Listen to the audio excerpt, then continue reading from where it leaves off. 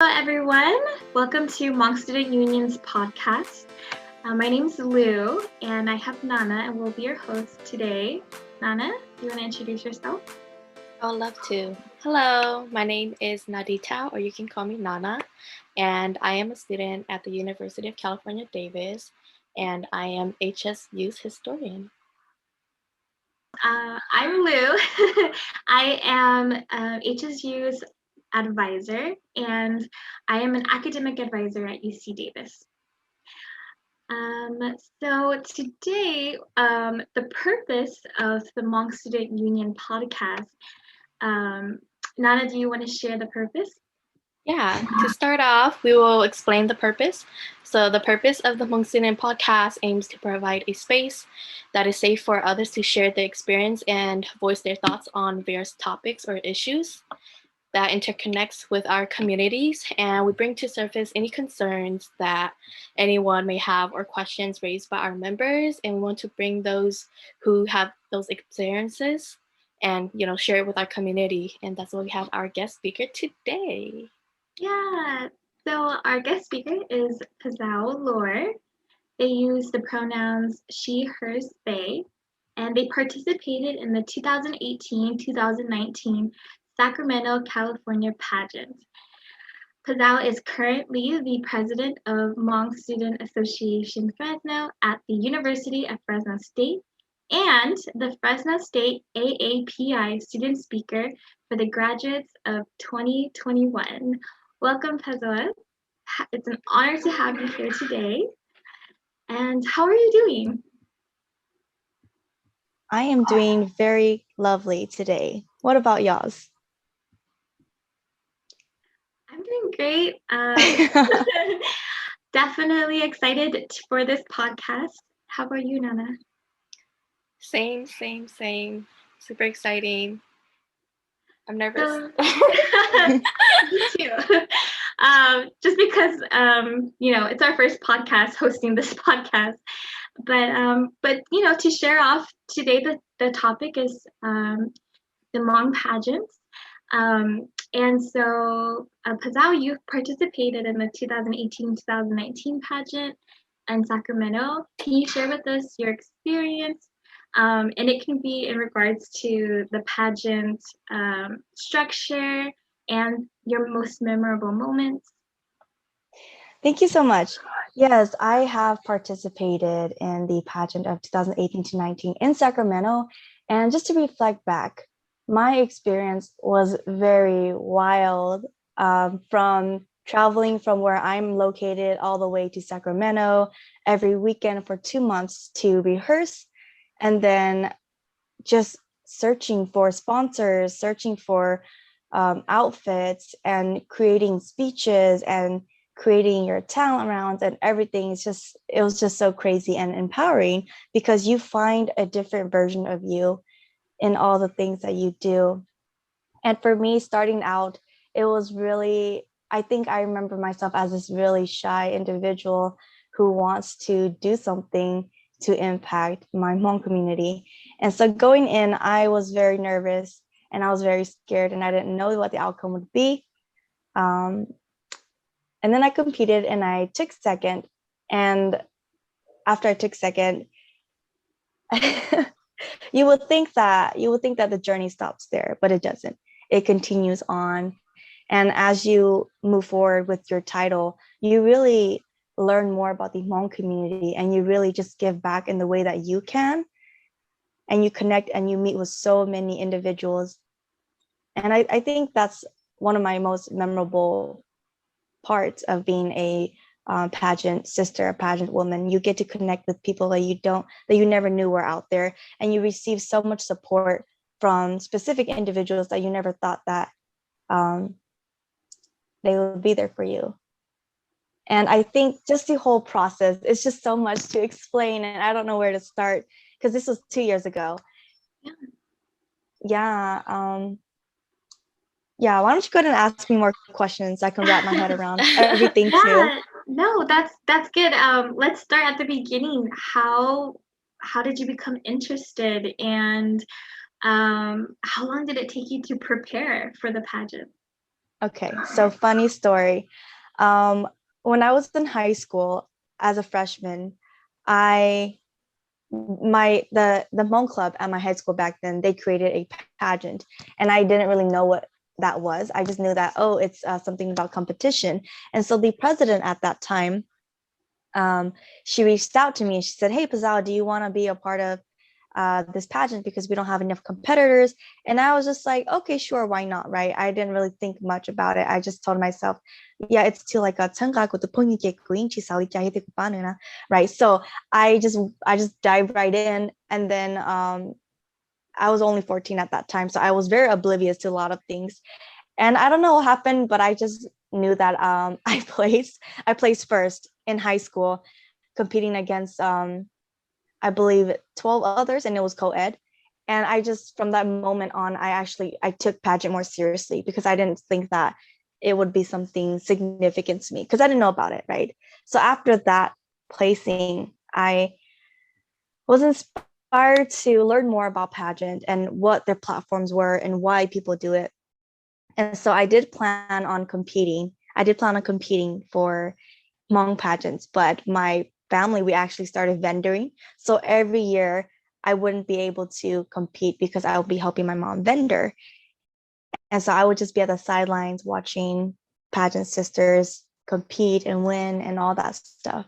And then for some reason, the moment that my mom, we stopped vendoring, I told myself, okay, I'm gonna do it. And at first it just started as a joke, like, oh yeah, I'm gonna compete and I'm gonna do something about it. But sometimes when we joke around, jokes become reality, right? Good and bad. And but this was a good joke. So I was joking about competing, and then I actually went for it. I don't know why. I think it's just been a thing at the back of my head. And then I competed and I took second. And that's how I became a part of all this. And it's just, yeah. Really It ironic. sounds amazing. It seems like very far back, but it seems like it's just yesterday when you started with Oh, all yeah, this. definitely. And so I wanted to know a little bit because you're talking about how, there's many factors like finding sponsorship and stuff like that. I want to get to know a little bit behind the scene, because I know there's like, people write your script for you, or like, did you write it yourself? Your sponsorship, how did you find that? And like your clothing, did you design it yourself or you just had someone design it for you? That kind of thing, if you want to explain those. Yeah, thank you so much for that question. So when it comes to the script or the speeches, I would prefer to call them speeches, right? I think there are individuals who have others help them, but I think that when it comes to yourself as an individual, you would rather write the script, or I'm sorry, write your own speech and have others look over it, right? Like, oh, right? So that's how it was for me. I wrote everything myself, and when I needed help, I would ask like my sponsors or more experienced individuals to look over it, and then they would advise me, right, to say, okay, maybe you shouldn't say that, maybe you should say this instead. It's like that. And then as for sponsorship, it's very difficult to find individuals who would like to support you because first of all, you're kind of like a nobody, right? You're kind of like a stranger asking for help, telling others, oh, believe in me and sponsor me. I will be a leader for our future, like that in a sense. So it was a lot like that, and it was very scary for me because when I went to ask for sponsorship, they didn't know who I was at all, and I kind of had to like sell myself in a way, or make them believe that I am capable of leading, I am capable of this position if I do receive the crown and stuff like that. So it was a lot of that, a lot of coming out of your comfort zone. And most of the time, sponsors, they're very kind and they're very generous. Most of the times they will help you out because they see potential in you, right? You're like a young Hmong woman who has a goal, a dream of empowering others. And I don't think that others would say no to someone who has such big dreams. And so to share one of your favorite moments, would you say one of those process is your favorite moment, or like is it more like when you're competing on stage is your favorite moment? If you want to explain a favorite moment or two or three. Okay, thank you. Yeah, so when it comes to favorite moments, I would say a specific moment that was my favorite would definitely be when you're on stage and you're sitting behind the curtains waiting for it to be your turn. I think my favorite part was when I sat next to my pageant sisters and they knew who was going up next. So what we would do is we would like encourage and empower them, right? So I remember next to me was contestant number 4. It was Sandy by Yavu, and before she went, we would always be like, "You got this," right? Or like, "Okay, show them what you got," just hyping each other up and being there for each other. I think that going into competitions, a lot of the times we have this kind of mentality that okay, we're competing each other, but just because you're competing with each other doesn't mean that like there's hate, right? Or there's a huge amount of jealousy. It's more of like you're not competing against them, you're competing against yourself to the judges, so it was those were one of my favorite moments, just being able to encourage my pageant sisters and be there for each other when we get off stage or when we get on stage. Yeah. And then besides that, sorry, go ahead. Oh no, go ahead. Oh yeah, I was just gonna add on. And besides that, for me personally, anything that I do on stage is just it, like best moments, because I love being on stage. I love entertaining others and just making them laugh or feel things that they don't normally feel, stuff like that. I agree with you because I'm also a Hmong dancer, and so like right before we go on stage, we would talk with other like dance sisters, and we'll be like, oh, like good luck and stuff like that. So that's really relatable. And so you're talking about the stage, yeah, and you're talking about the stage. Can you explain a little bit about like the rounds? Because I know each new year does it differently, or like how many rounds that they have. Can you explain each round and what you did? Yes. So when it comes to round, I think that each city or each different competition, they have their own mission statement. For example, I think that Sacramento, their mission statement is more based on, I would say, appearance, right? That's their goal and their envisionment. As for Merced, I think that their mission statement will be more towards speech, right? So with this little like tip in mind, if you believe that you are a person who is better at speaking in Hmong, then of course gear yourself towards the Merced pageant. But if you believe that you're a person where you can like rock yourself on stage and the way you style yourself and stuff like that, then gear yourself towards Sacramento, right? But this is just my own observation. I don't know if it's factual or not.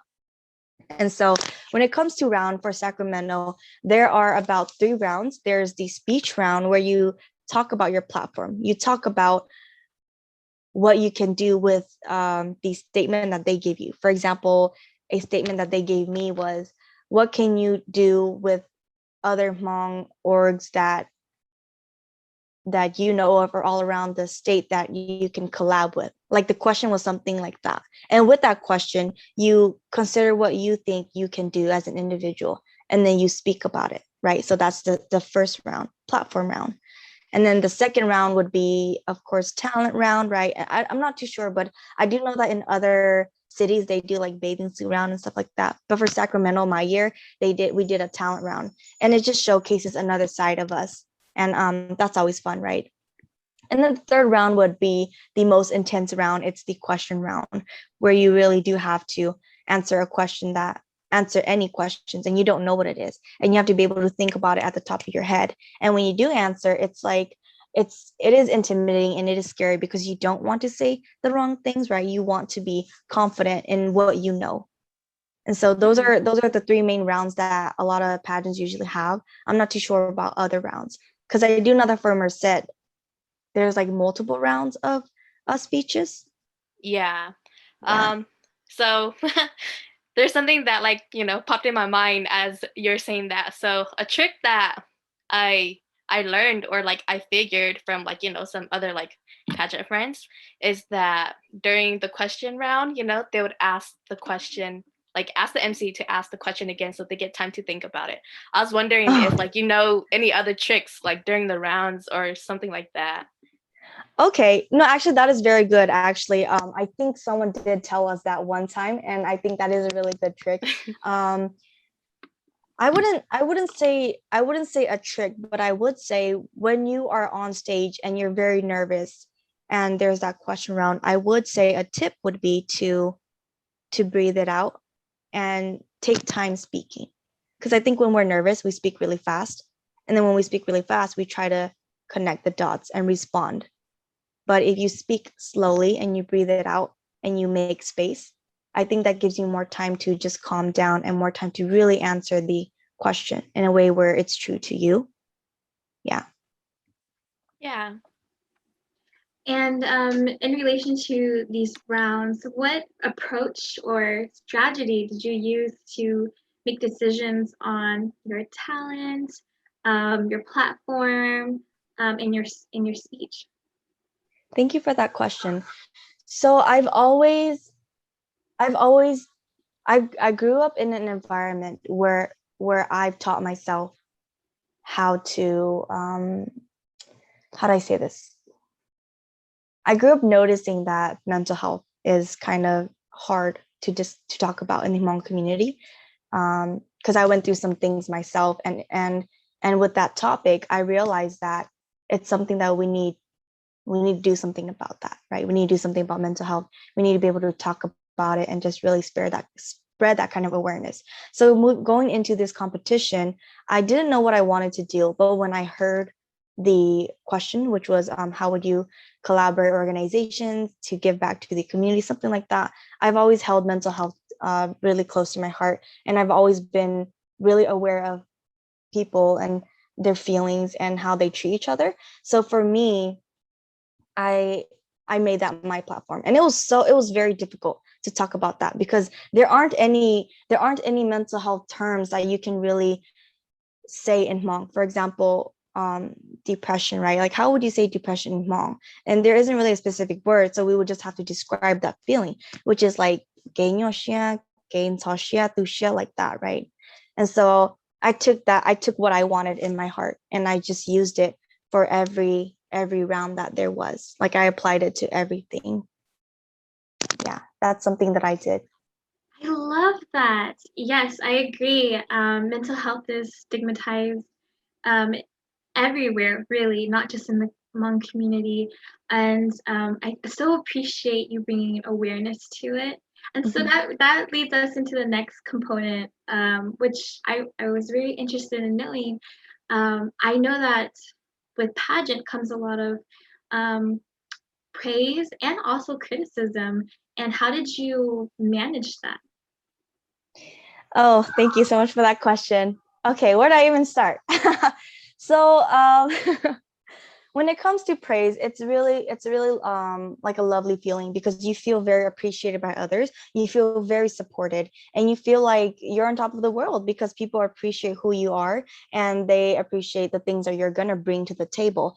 But when it comes to criticism, I think you can take it either or. You can really take that criticism and just really be down about it, which is fine, right? Because I know that sometimes it's more difficult to accept the things that you can't do correctly, or you can really take that criticism and grow from it, right? Like, ask yourself, okay, why did they criticize me in this way? What do they expect? What do they want me to do better, right? Or taking that criticism and simply making good use of it. And then there are also criticisms that are just like mean, like bullying, right? Like cyberbullying. And so for me, there was a there was a round that when I competed, there was a round that I messed up really, really, really bad on. And I told myself not to look at the comments because I might, like, I'm scared. I'm scared that people are going to say mean things to me. But I went ahead and looked at the comments, and then there were a lot of good comments, and there were a lot of mean comments.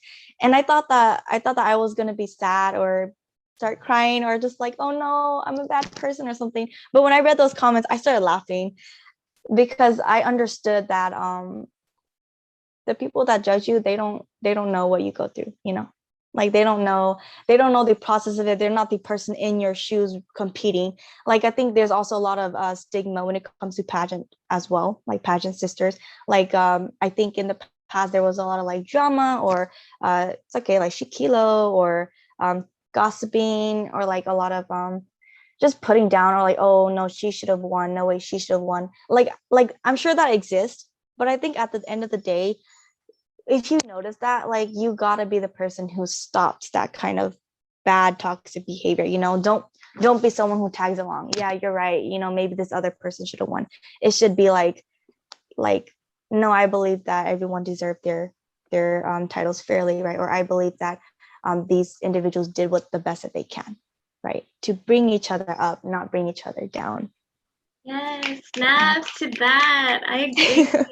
I know. I was gonna say I vouch for that because I think a lot of this like pageant feelings really interconnect with like the dance community as well, because we get a lot of that too, and like we I don't know if like pageant, like your pageant sisters, like sometimes get it from like the dance sisters community, but then like sometimes like pageant is before dance, right?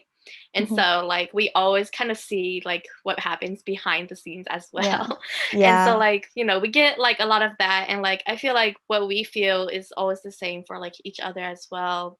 And so then I guess that brings me to ask you, during your journey, like how did your overall mental health go, and like how did you cope with it? Because I know it can be stressful. There's always like time limit. It's like you always have to do everything so quick, and like even when it gets closer to the date, it's like you have to like rush everything. Sometimes there are accidents that happens, and it's like you have to do something last minute. So how was your overall mental health? Yeah, thank you so much for that question. So my overall mental health, I'm not gonna lie, there were times where it was very difficult, because once you gain your title, I think it really depends on you. There are some pageant sisters that once they gain their title, they kind of take a step back and just like kind of work on themselves more, which is perfectly fine, right? And then there are some other pageant sisters who really like commit so much to the community and stuff. And so for me, I went into my position knowing that I'm not just a Hmong American woman anymore. I'm a Hmong American woman with a platform. And because I have a platform, I held myself to a position where I need to be a role model for others. I need to be careful, and I need to really watch the things that I do and the things that I say. And I think that's already a lot of pressure, right? Like honestly, there were a lot of times where I felt like I couldn't be myself because I was so scared of judgment. But I also know that like it's okay to make mistakes. I'm not perfect, right? I hold this position, but I'm not perfect, and I'm not afraid to show that I have flaws, right? It just goes back to vulnerability. It goes back to mental health. It goes back to being real, being a real person on stage. And throughout the whole year with my mental health, it was really good.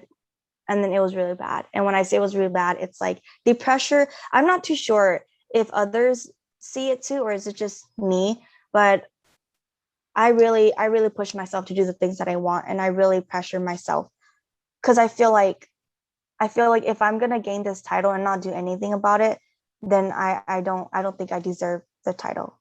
If I have this title, I have to do something about it, and I'm gonna do something about it, right? Like it just doesn't make sense. You get an opportunity, so be the one to make a change. And even if it's just a small change, it's like ripple effect, right?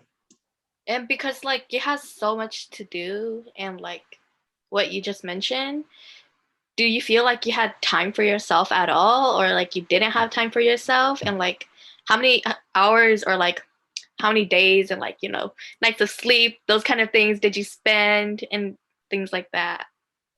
Yeah, I think that also goes back to time management as well. Something that I learned as the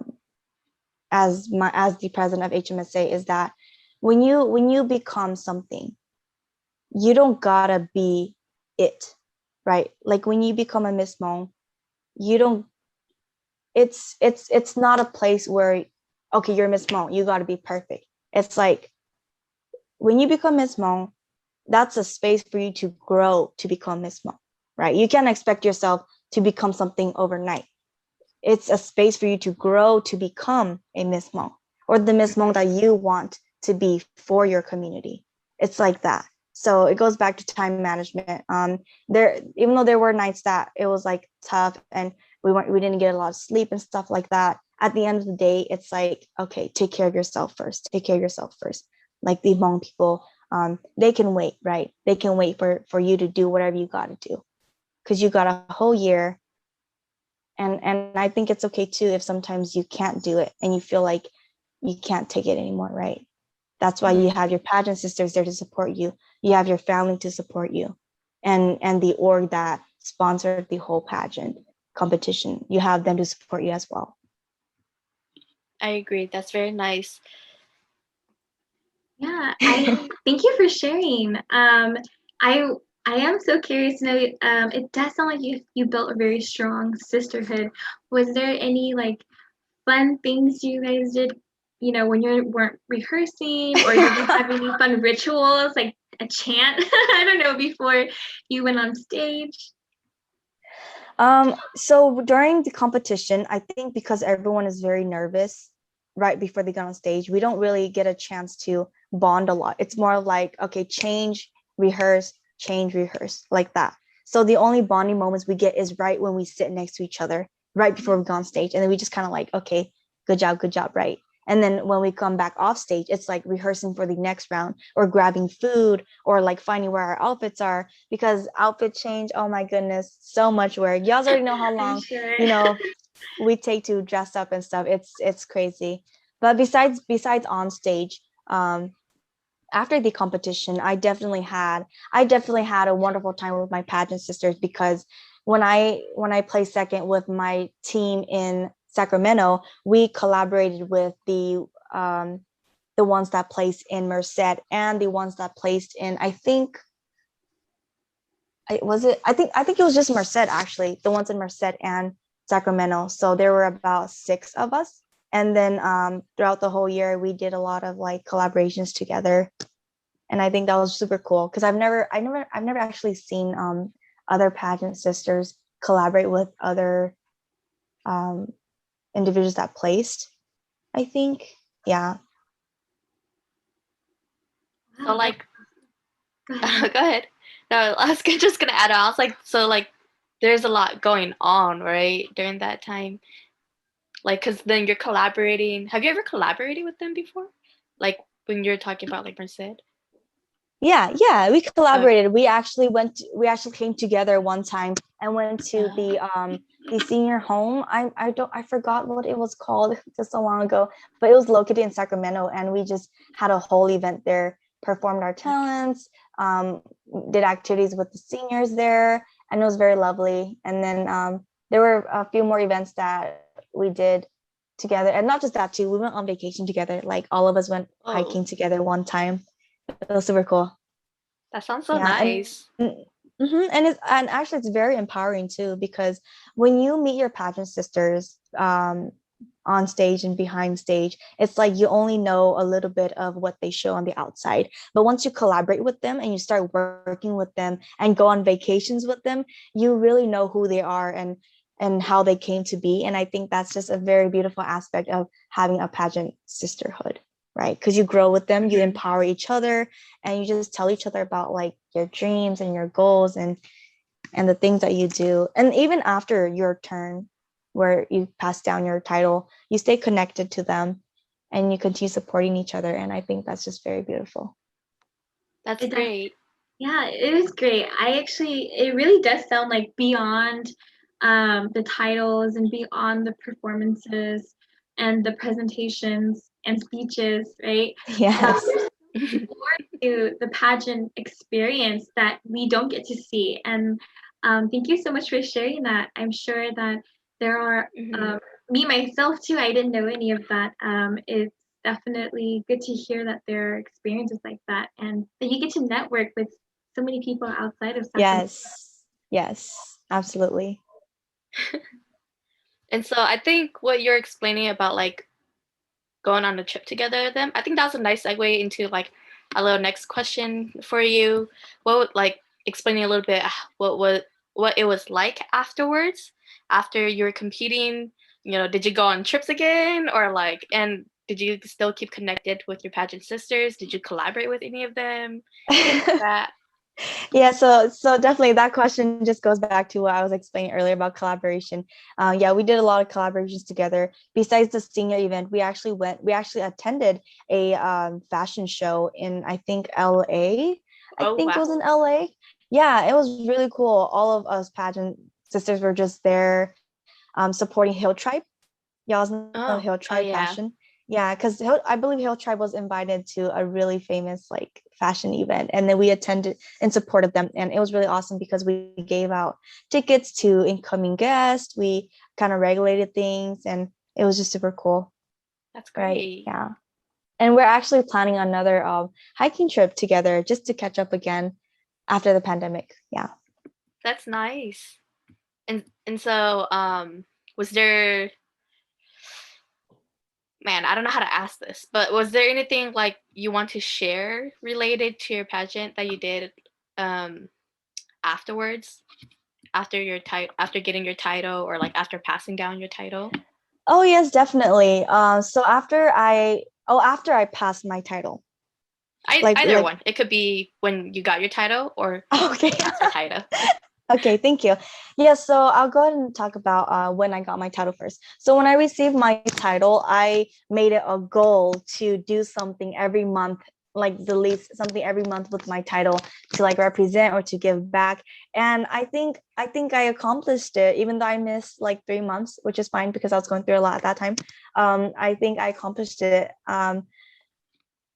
What did I do? I remember writing it down. So I think something that I did was I went to, so I'm a psychology major at Fresno State, and I also am a communicative disorder minor in which I learn American Sign Language, and I communicate with the deaf community, right? So something I did was I built a bridge between the Hmong people and the deaf community. And how did I do that? Well, it was something really small. It wasn't something really big. It was something really small, but small things go really far. So I was invited to DHHSC, the Deaf of Heart and Hearing Center here in Fresno, California. And what I did was I went to all of their faculty meetings, and I presented a presentation about just the Hmong people and the history about it, and how the deaf community can reach out to us. Because I'm not sure if your parents or the elders that you surround yourself is like this too, but I know that being deaf is really, I wouldn't say taboo, but being deaf is just like looked down upon, right? Like I think in Hmong they use the term oh loyoto, right? And so whenever I hear elders say that, I would like fight them. I'm just kidding. I don't fight them, but then I would stand up for it, right? Because I know that no, they're not listening to, they just listening, right? And then they would like kind of chuckle, or like they would brush it off, and of course that upsets me because deaf individuals they're not incapable. The only thing that they can't do is hear, right? Of course, without a hearing aid, right? But besides that, they can do everything that we can do. And so so at that time, the president of the DHHSC, Dr. Rosemary, she invited me to present for them. And so I was just building bridges, teaching them more about the Hmong community and how they can better approach the Hmong community. And I really appreciate what happened that night, because it was just a lot of like love and support. And even though I didn't like post about it, to me, I felt like I did something, like I think that it's okay if the world doesn't know the things that I do, as long as I know what I did, right? Yeah. And then some other things sorry, I'm like, No, it's I'm okay. rambling. No, keep going. Yeah. Share with us everything, because honestly, everything you're sharing with us, it's so inspiring and empowering. And I wouldn't make anything you did small, because that's not very common. That's a big footprint in our community. So yeah, keep going. Talk about Thank everything. you. Yeah. Oh, thank you both so much for the support. Yeah, and then something else I did was in the summer. That summer, I held a workshop for Hmong Student Association of Fresno State, the org that I'm a part of right now. I held a workshop and I talked about mental health to the high school students, because every year we do like a 3-day 2-night conference type of thing. yeah, so that was really fun too. I think it really opened up more conversations to the students because I know that it's not something we talk about a lot. And then what else did I do? Um, oh, besides volunteering for the I don't remember. It's been such a long time, but I went back to Sacramento. I volunteered for like a run as well. And then there were a lot. There were a lot of things. But the most important one that I want to talk about is when I went to Nepal for 2 weeks. I traveled across the country and I went and donated medical and educational supplies for the students in Nepal. I trekked their famous Himalayan trails and cleaned up the litter there. And I built the secondary phases of a school, and the school was called the Wang Fel Shayame Secondary School of Kathmandu of Nepal. Oh, such good memories, such good memories. And it was just a very beautiful experience. And I know that what I wanted was to be able to implement those volunteer hours to something relating to Hmong, right? Like if I had the opportunity to go to Thailand or Laos or like China, the base of Hmong and give back, I would. But at that time, there weren't any opportunities like that for me. So I chose to take on the opportunity of going to Nepal and doing that instead.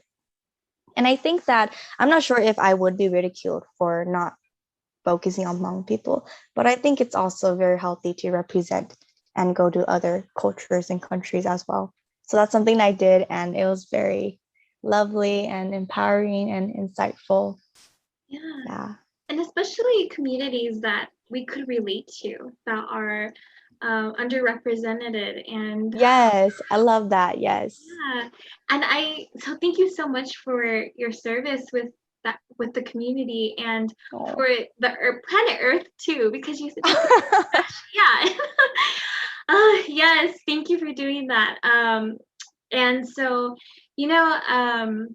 honestly, it sounds like you were already very in the beginning. You were already very empowered to make change, and you already had your mindset on your platform. And then when you got your title, you didn't wait until then to make those changes, but it. Oh no, I think you froze. Oh no. That's okay. No. She'll be back. Okay. She'll be back. She'll return. Maybe that's why she made me co-host earlier, because she saw it coming. Oh my gosh. I think that's a good. I don't know how to end what she said, but then I think it's a good segue, or where she kind of started going to kind of share your personal opinion. If you want to share anything that you might have had and during pageant, before, after, during the process, anything that you didn't get to talk about that you want to share now.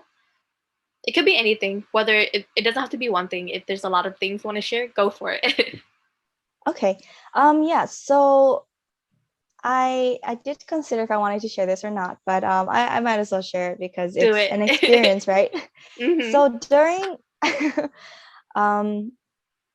would you sorry Lou, yeah. Why don't you go ahead and finish up.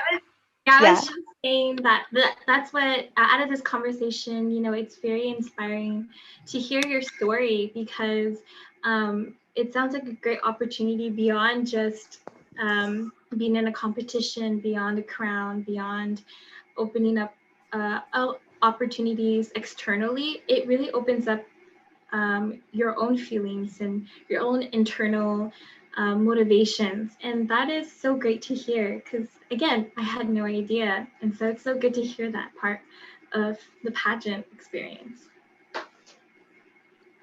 Oh, thank you so much for that reassurance and validation. I really appreciate that. Thank you. What were you all? I left for a second. Table. Where were you both in the conversation? Yeah, I was just having Pazao conclude if there's anything that she wants to conclude before her pageant, during the process, or after. Anything that she wants to mention or talk about that she didn't get to during this podcast. Okay, yeah, I'll go ahead and wrap it up. however I can. So I know that earlier at the beginning, y'all mentioned that this podcast was meant to create a space for those that are interested in running for pageant or just those that want to tune in and know more about the experiences.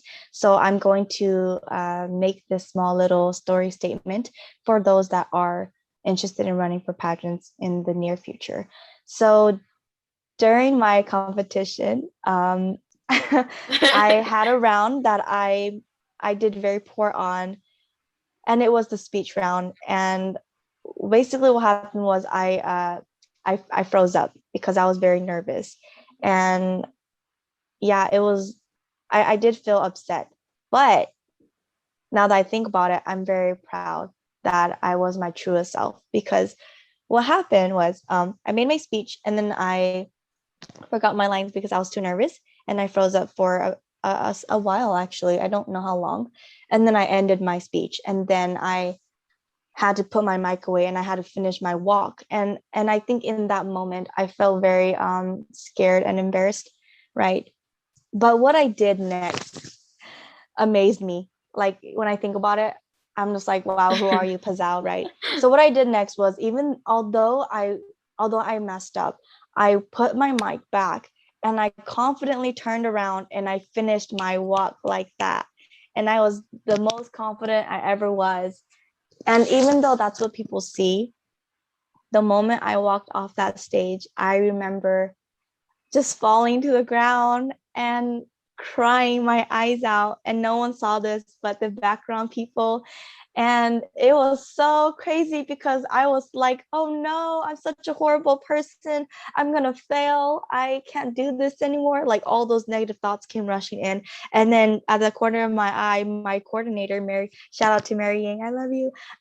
She ran, or she didn't run, but then she walked towards me and she picked me up and she wiped my tears. And she was just like, you know what? You may have messed up today, but tomorrow you're going to get back out there and you're going to show them what you got.